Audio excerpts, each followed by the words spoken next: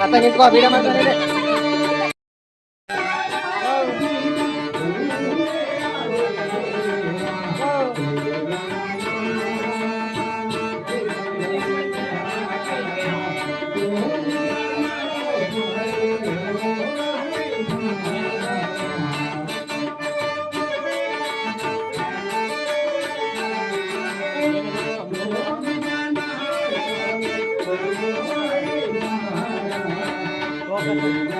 Photo photo चाहिए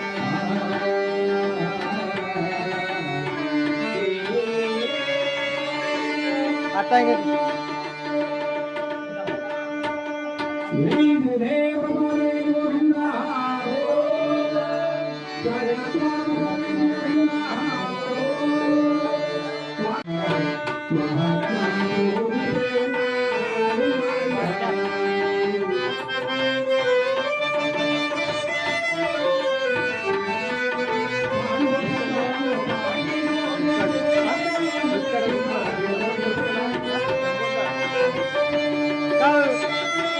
juga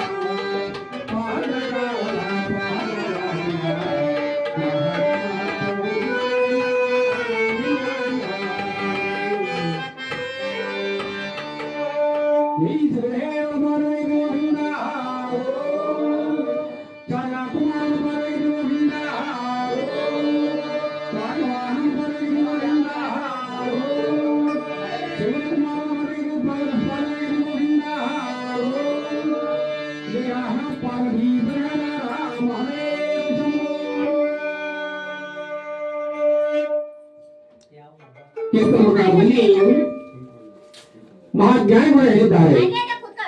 ಈ ಪ್ರಪಂಚದ ಕೋಟಿ ಜೀವರಾಶಿಗಳಲ್ಲಿ ಏನಮ್ಮ ಮಾನವ ಜನ್ಮ ಅಂತಕ್ಕಂತಹದ್ದು ಬಹಳ ಪವಿತ್ರವಾದಂತಹ ಒಂದು ಜನ್ಮವಾಗಿದೆ. ಹಾಗೆ ಏನಮ್ಮ ಮಾನವ ಜನ್ಮ ಭೂಮಿಯ ಮೇಲೆ ಜೀವನ ತಾಳದಂತಹ ಒಂದು ಸಂದರ್ಭದಲ್ಲಿ ಮಾನವ ತನ್ನ ಜೀವಿತ ಕಾಲದಲ್ಲಿ ಏನಾದರೂ ಒಂದು ಉತ್ತಮವಾದಂತಹ ಕೆಲಸ ಕಾರ್ಯವನ್ನು ಮಾಡಿ ಎಲ್ಲದರಿಂದ ಮೆಚ್ಚುಗೆಯನ್ನ ಪಡೆಯಬೇಕಾಗಿದೆ. ಅಂದಹಾಗೆ ಮಾನವರಾಗಿರುವಂತಹ ನಾವು ಯಾವುದೇ ತರವಾದಂತಹ ಉತ್ತಮವಾದಂತಹ ಕೆಲಸ ಕಾರ್ಯವನ್ನು ಮಾಡಿ ಎಲ್ಲದರಿಂದ ಮೆಚ್ಚುಗೆಯನ್ನ ಪಡೆಯಬೇಕಾದ್ರೆ ಆ ನಮ್ಮ ಕಾರ್ಯ ಅಂತಕ್ಕಂತಹದ್ದು ಯಶಸ್ವಿಯಾಗಿ ಸಾಗಬೇಕಾದ್ರೆ ಆ ಪರಮಾತ್ಮನಲ್ಲಿ ಬಹಳ ಭಯಭಕ್ತಿ ಅಂತಕ್ಕಂತಹದ್ದು ಇರಬೇಕಾಗ್ತದೆ. ಯಾವ ಮಾನವ ಎಡೆಬಿಡದೆ ಆ ಪರಮಾತ್ಮನೇ ಬಹಳ ಭಕ್ತಿಯಿಂದಲೇ ಧ್ಯಾನವನ್ನೇ ಮಾಡುತ್ತಾನೆಯೋ, ಆ ಪರಮಾತ್ಮ ಬಹಳ ಭಕ್ತಿಯಿಂದ ಆರಾಧನೆ ಮಾಡುತ್ತಾನೆಯೋ ಅಂತಹ ಮಾನವನ ಜನ್ಮ ಅಂತಕ್ಕಂತಹದ್ದು ಸಾರ್ಥಕವಾಗ್ತದೆ. ಆ ಪರಮಾತ್ಮನು ಒಲಿದು ಅಂತಹ ಮಾನವನಿಗೆ ಶುಭಾಶುಭ ಫಲವನ್ನೇ ಕೊಟ್ಟು ಭೋಗ ಭಾಗ್ಯವನ್ನೇ ಕೊಟ್ಟು ಅನೇಕ ಸಂಪತ್ತನ್ನು ಕೊಟ್ಟ ಪರಮಾತ್ಮನು ಕಾಪಾಡುತ್ತಾರೆ. ನಮ್ಮಂತಹ ಭಕ್ತಾದಿಗಳನ್ನ ಪರಮಾತ್ಮರು ಎಂದಿಗೂ ಕೂಡ ಕೈಬಿಡ್ತಕ್ಕಂಥವರೆಲ್ಲ. ಯಾರು ಭಕ್ತಿಯಿಂದ ಪರಮಾತ್ಮನ ಪೂಜೆ ಮಾಡ್ತಾರೋ, ಯಾರು ಧ್ಯಾನ ಮಾಡ್ತಾರೋ ಅಂತಹ ಮಾನವರಿಗೆ ಅನೇಕ ಭಾಗ್ಯವನ್ನು ಕೊಟ್ಟು ಕಾಪಾಡುತ್ತಾರೆ. ಆ ಭಕ್ತಿ ಅನ್ನೋದಿಲ್ಲ, ಆ ಭಕ್ತಿ ಅಂತಕ್ಕಂಥ ಒಂದು ಪ್ರಧಾನವಾದಂತಹ ಅಂಶವಾಗಿದೆ. ಹಿರಿಯರು ಹೇಳ್ತಾ ಇದ್ದಾರೆ,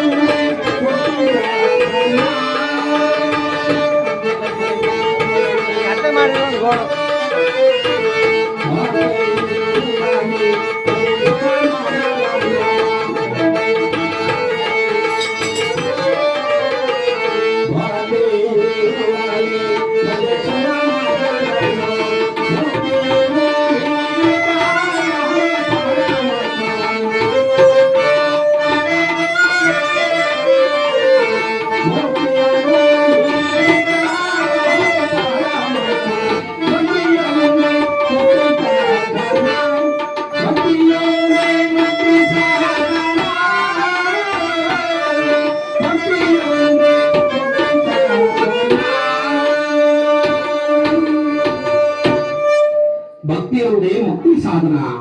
ಅಂದರೆ ಆ ಭಕ್ತಿ ಎಂಬ ಸಾಗರದಲ್ಲಿ ಯಾವ ಮಾನವ ಆ ಭಕ್ತಿ ಎಂಬ ಸಾಗರವನ್ನೇ ಈಗಿ ಆ ಭಕ್ತಿ ಎಂಬ ದಡವನ್ನೇ ಸೇರುತ್ತಾನೆಯೋ ಅಂತಹ ಮಾನವನ ಜನ್ಮ ಅಂತಕ್ಕಂತಹದ್ದು ಸಾರ್ಥಕವಾಗ್ತದೆ. ಆ ಪರಮಾತ್ಮ ಒಲಿದು ಅಂತಹ ಮಾನವರಿಗೆ ಶುಭಾಶುಭ ಫಲವನ್ನೇ ಕೊಟ್ಟು ಭೋಗ ಭಾಗ್ಯವನ್ನೇ ಕೊಟ್ಟು ಅನೇಕ ಸಂಪತ್ತನ್ನೇ ಕೊಟ್ಟು ಪರಮಾತ್ಮನು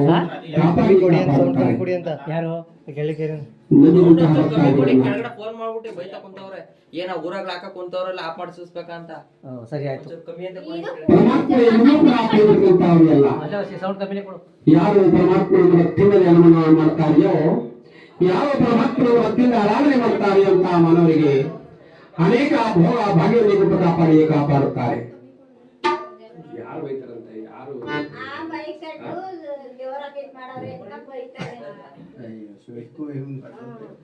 ಮಾಡಿ ಬಾ ಹಾಕು ಹಾಕು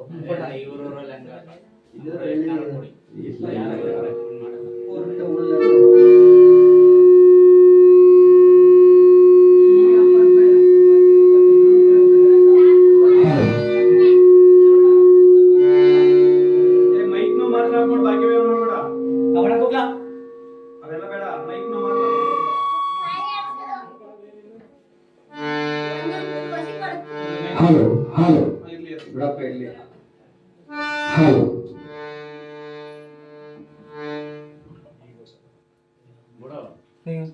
ಕಡಿಮೆ ತಗಲಿ ಸ್ಪೀಕರ್ ಎತ್ತಿ ತಿರುಗಿಸ್ಕೊಂಡು ಸ್ಪೀಕರ್ ಎತ್ತಿ ತಿರುಗಿಸ್ಕೊಂಡ ಕಡಿಮೆ ಇರಲಿ. ಯಾರು ಪರಮಾತ್ಮನ ಕಥಾ ಬದಲು ಯಾರು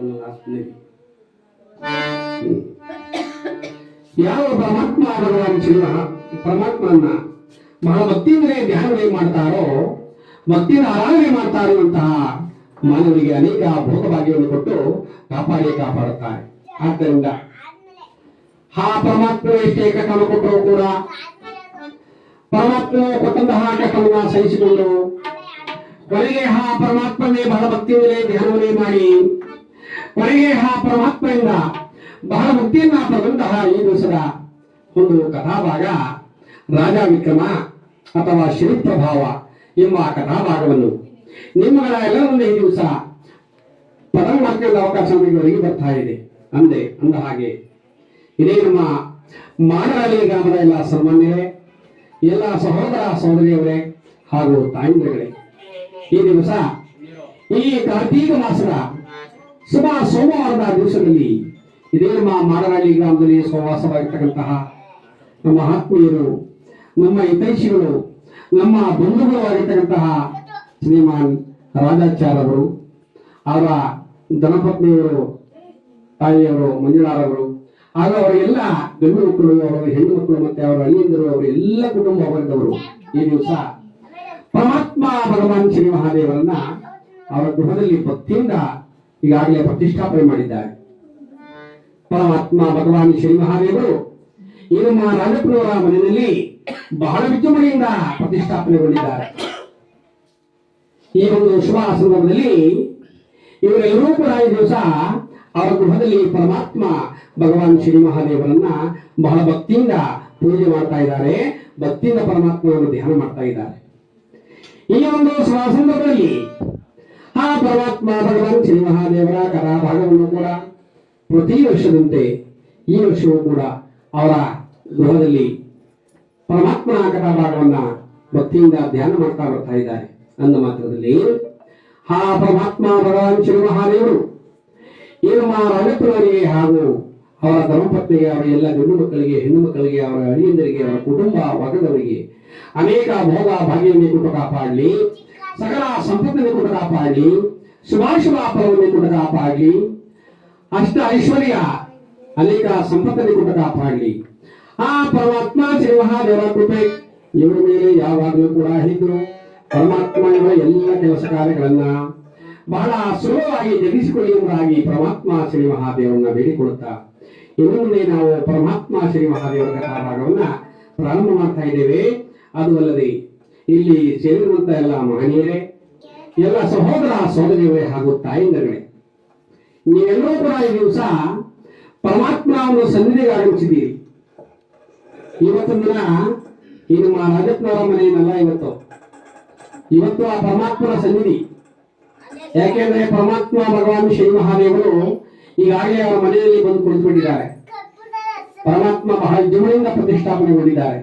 ಆದ್ರಿಂದ ಇವತ್ತು ದಿನ ಈ ರಾಜಪ್ಪನವರ ಮನೆ ಪರಮಾತ್ಮನ ಸನ್ನಿಧಿ. ನೀವೆಲ್ಲರೂ ಕೂಡ ಪರಮಾತ್ಮನ ಸನ್ನಿಧಿಗೆ ಆಗಮಿಸಿದ್ದೀರಿ.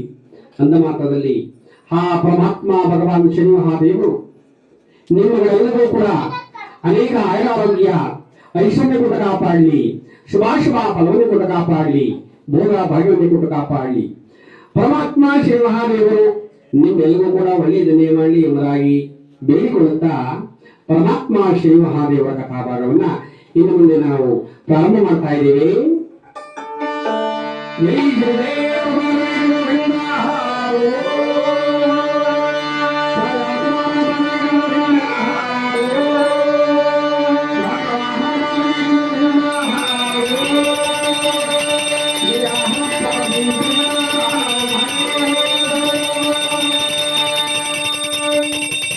ಪರಮಾತ್ಮ ಭಗವಾನ್ ಶ್ರೀ ಮಹಾದೇವರ ಕಥಾಭಾಗ ಹಿಂದೆ ಮಹಾರಾಷ್ಟ್ರ ಭಾಷೆಯಲ್ಲಿ ಇತ್ತು.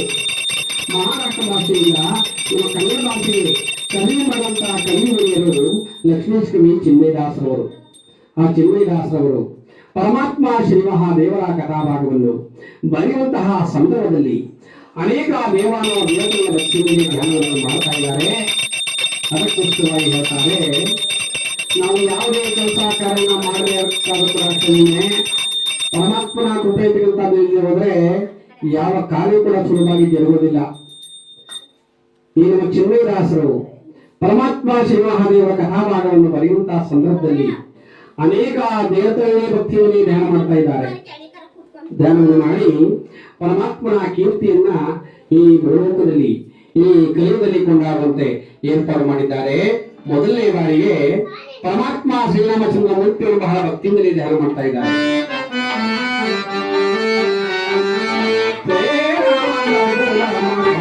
Yeah.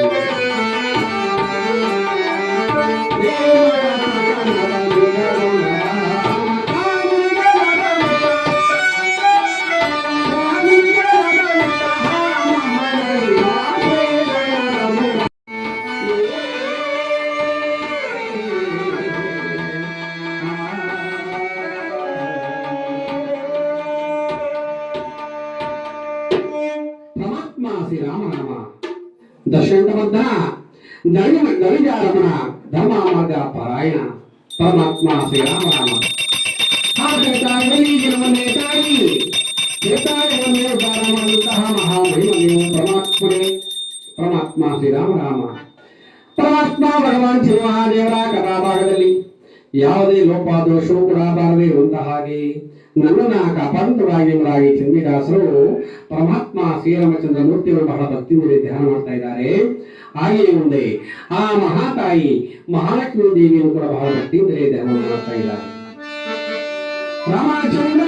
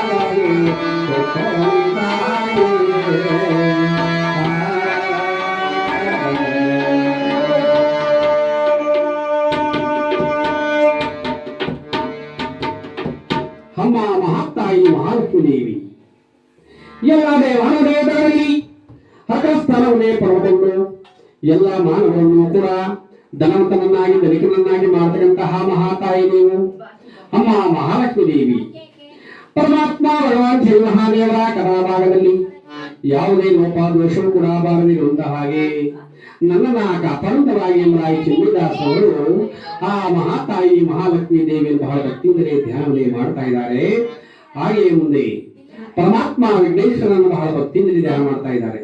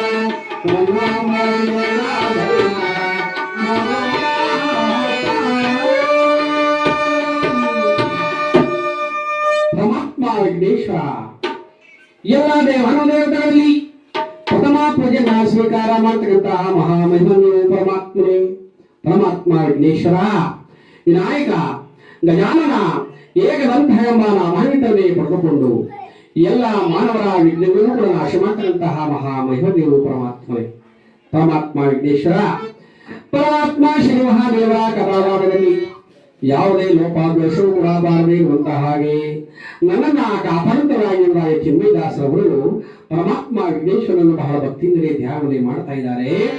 ಹಾಗೆಯೇ ಮುಂದೆ ಆ ಮಹಾತಾಯಿ ಶಾರದಾಂಬಿಕೆ ದೇವಿಯನ್ನು ಬಹಳ ಭಕ್ತಿಯಿಂದಲೇ ಧ್ಯಾನ ಮಾಡ್ತಾ ಇದ್ದಾರೆ. ಶರಣಾಗಮೇ ನೀನು ಮರೆಯೋದೆ ನಾನು.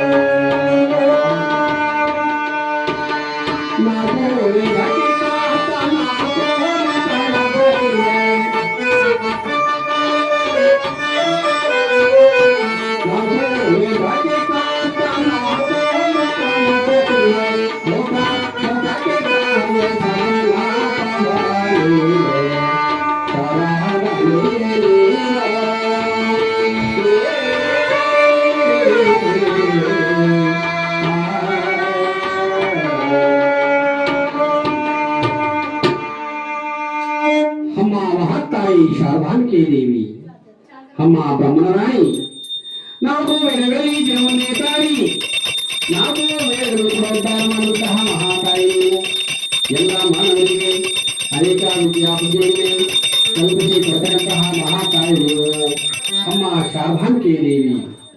ಪರಮಾತ್ಮ ಭಗವಾನ್ ಶ್ರೀ ಮಹಾದೇವರ ಕಥಾಭಾಗದಲ್ಲಿ ಯಾವುದೇ ಲೋಪ ದೋಷವೂ ಕೂಡ ಬಾರದೆ ಇರುವಂತಹ ಹಾಗೆ ನನ್ನನ್ನ ಕಾಪಾಡುತ್ತರಾಗಿರುವುದಾಗಿ ಚಿನ್ಮಯದಾಸರವರು ಆ ಮಹಾತಾಯಿ ಶಾರದಾಂಬಿಕೆ ದೇವಿಯನ್ನು ಬಹಳ ಭಕ್ತಿಯಿಂದಲೇ ಧ್ಯಾನವನ್ನೇ ಮಾಡ್ತಾ ಇದ್ದಾರೆ.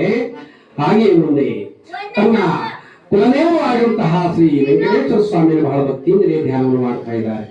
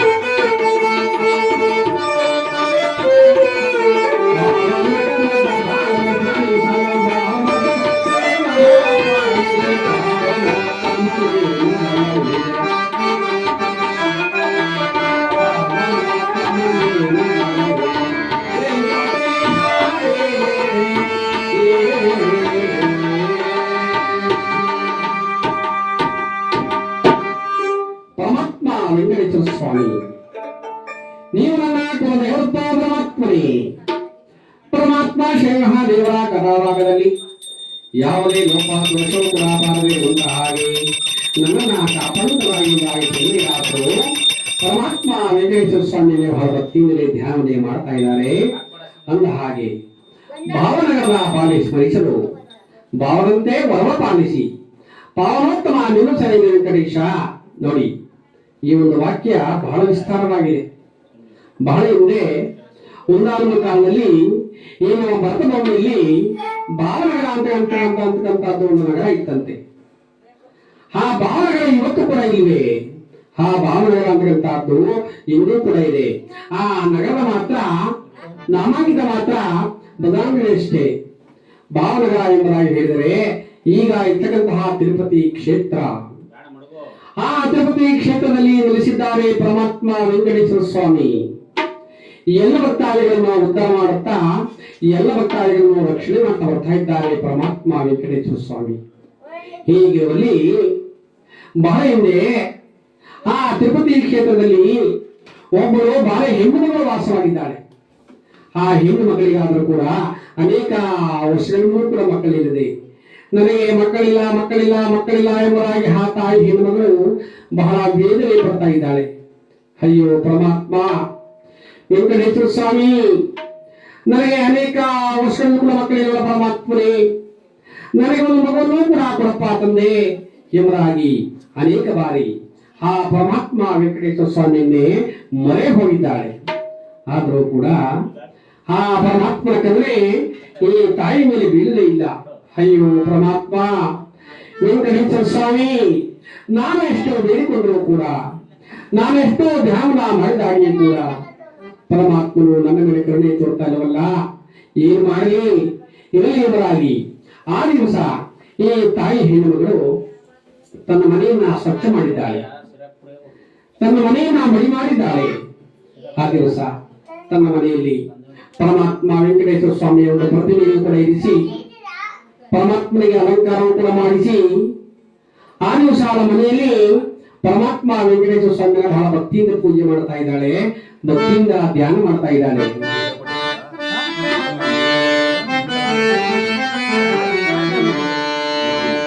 ನಾವು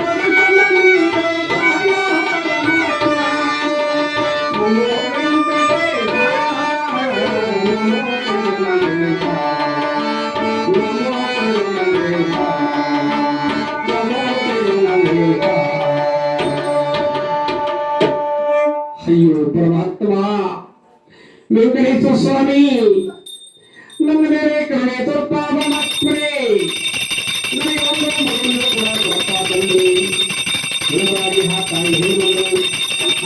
ತನ್ನ ಮನೆಯಲ್ಲಿ ಪರಮಾತ್ಮ ವೆಂಕಟೇಶ್ವರ ಸ್ವಾಮಿಯಲ್ಲಿ ಬಹಳ ಭಕ್ತಿಯಿಂದಲೇ ಧ್ಯಾನವನ್ನೇ ಮಾಡ್ತಾ ಇದ್ದಾಳೆ, ಪರಮಾತ್ಮನ ಆರಾಧನೆ ಮಾಡ್ತಾ ಇದ್ದಾಳೆ.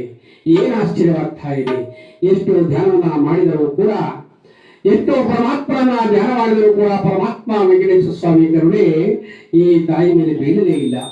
ಅಯ್ಯೋ ಪರಮಾತ್ಮ ವೆಂಕಟೇಶ್ವರ ಸ್ವಾಮಿ, ನಾವೆಷ್ಟೋ ಬೇಡಿಕೊಂಡರೂ ಕೂಡ, ನಾವೆಷ್ಟೋ ಧ್ಯಾನ ಮಾಡಿದಾಗ್ಯೂ ಕೂಡ ಪರಮಾತ್ಮರು ನನ್ನ ಮೇಲೆ ಕರುಣೆ ತೋರ್ತಾ ಇಲ್ವಲ್ಲ, ಏನ್ ಮಾಡ್ಲಿ? ಅಯ್ಯೋ ಪರಮಾತ್ಮ, ಏನ್ ಮಾಡಿದ್ರೆ ಇವರಾಗಿ ಆ ತಾಯಿ ಹೆಣ್ಣುಗಳು ಬಹಳ ವೇದನೆ ಪಡ್ತಾ ಇದ್ದಾರೆ. ನಾನು ಹೇಗೆ ಸಹ ಆ ಸ್ವಾಮಿಗೆ ಒಂದು ಅರಕೆ ಕಟ್ಟಿಕೊಳ್ಬೇಕು. ನಾನು ಒಂದು ಅರಕೆನ ಕಟ್ಕೊಂಡು ಬಿಟ್ರೆ ಪರಮಾತ್ಮ ನನ್ನ ಮೇಲೆ ಕರುಣೆ ತೋರಬಹುದು ಎಲ್ಲಿರುವರಾಗಿ ಆ ತಾಯಿ ಹೆಣ್ಣುಗಳು ಆ ದಿವಸ ಪರಮಾತ್ಮ ವೆಂಕಟೇಶ್ವರ ಸ್ವಾಮಿಗೆ ಒಂದು ಅರಕೆ ಕಟ್ಟಿಕೊಡ್ತಾ ಇದ್ದಾಳೆ. ಆ ಹರಕೆ ಏನೆಂಬುದಾಗಿದೆ? ಅಯ್ಯೋ ಪರಮಾತ್ಮ ವೆಂಕಟೇಶ್ವರ ಸ್ವಾಮಿ, ನೀವು ನನಗೆ ಒಂದು ಮಗುವನ್ನ ಕೊಟ್ಟಿದ್ದೆ ಆದರೆ ಪರಮಾತ್ಮನೇ, ಈ ನನ್ನ ಬಂಧೇತರನ್ನೇ ಹೋರಾಡಿಸಿದ್ದೆ ಆದರೆ ಪರಮಾತ್ಮನೇ, ಆ ನನ್ನ ಮಗುವನ್ನ ಮುಂದೆ ಬರುವಂತಹ ನಿಮ್ಮ ತೇರ ಬರ ದಿವಸ ನಿಮ್ಮ ತೇರಿನ ಚಕ್ರಕ್ಕೆ ಹಾಕಿದರೆ ಪರಮಾತ್ಮನೇ, ನನಗೆ ಒಂದು ಮಗುವನ್ನು ಕೂಡ ಕೊಡಪ್ಪ ತಂದೆ ಇವರಾಗಿ ಆ ತಾಯಿ ಹೆಣ್ಣುಗಳು ಪರಮಾತ್ಮನಿಗೆ ಒಂದು ಹರಕೆ ಕಟ್ಟಿಕೊಳ್ತಾ ಇದ್ದಾಳೆ. ಆ ಹರಕೆಯಾದರೂ ಕೂಡ ಆ ಕ್ಷಣದಲ್ಲಿ ಆ ಪರಮಾತ್ಮ ವೆಂಕಟೇಶ್ವರ ಸ್ವಾಮಿಗೆ ಅರ್ಪಿತವಾಗ್ತಾ ಇದೆ. ಯಾ ಹೆಣ್ಣು ಮಗಳೇ, ಏನೇನು ಎಂತಹ ಹರಕೆಯನ್ನು ಕಟ್ಟಿಕೊಳ್ತಾ ಇದೀಯಾ?